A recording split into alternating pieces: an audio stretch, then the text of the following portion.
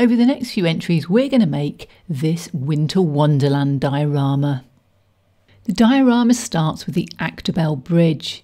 It's a hard foam ready-made bridge. You can just put it straight on your layout. You don't even need to paint it. An important part is research. So I looked at a lot of photos and found a backdrop that I like to go behind the bridge. I printed it out in A3 and I'll mount it later. I'm using a picture frame as my base because they're easily available and they give it a nice finished look. I just removed the glass because I don't want that and then reassemble it.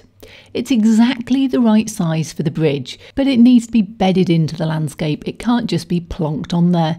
For that, I'm using foam rocks. These are hard foam and you can just cut them apart with a knife. And once you've scored a couple of times, you can snap them.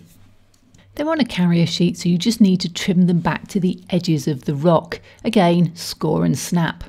I played around with various offcuts of foam and the rocks until I had an arrangement I was pleased with. I added one solid piece of foam to allow me to put the river in. I marked the bridge location and I hot glued it all in place before carving it with some hot wire tools. I carried on and carved out the riverbed. I needed my rocks to sit into the landscape, so I carved out a little niche for them to sit down into. Finally, I trimmed any excess foam off the back so that my rocks would fit neatly against the edge. Then I hot glued everything into place. I did check the foam would melt with the hot glue and then I put the bridge in too, followed by the rocks.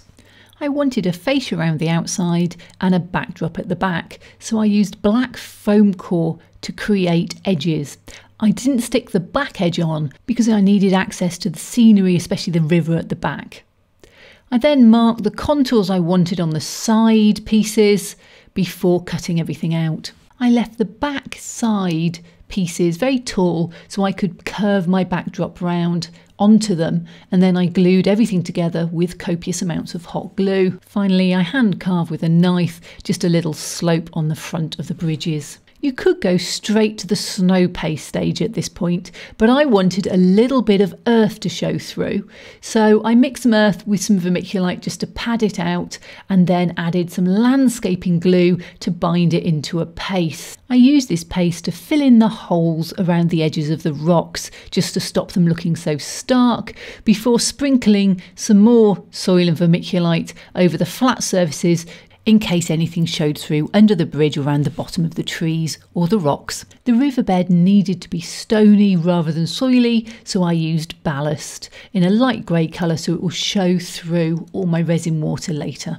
At this point everything is still dry, so I soaked it with water and isopropyl alcohol, about 1/3 isopropyl alcohol, and this soaks in and allows the glue, my NOCH landscaping glue that I sprayed on next, to sink into the whole area, otherwise the underneath layers may not be glued. Finally, I mopped up any excess where I didn't need it, such as the bridge, and used 50% landscaping glue with water just to drip onto the thicker areas to make sure they were well and truly glued.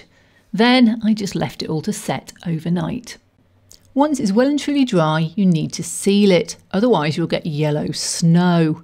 A spray varnish, acrylic or lacquer will work well, but do check if you have any open foam areas. A lacquer spray could dissolve them. I still needed to add the front fascia, but I waited until after I'd done the river so I could dam it without affecting the fascia itself. Then I hot glued it in place. If we jump forward to the end of the diorama, I did exactly the same with the back piece. I wanted to slide my photo backdrop in from the top and put it in down the side of the bridge. So I created this template to make sure it fitted properly and covered all the areas it needed to. Then all I had to do was slide the final photo backdrop into place.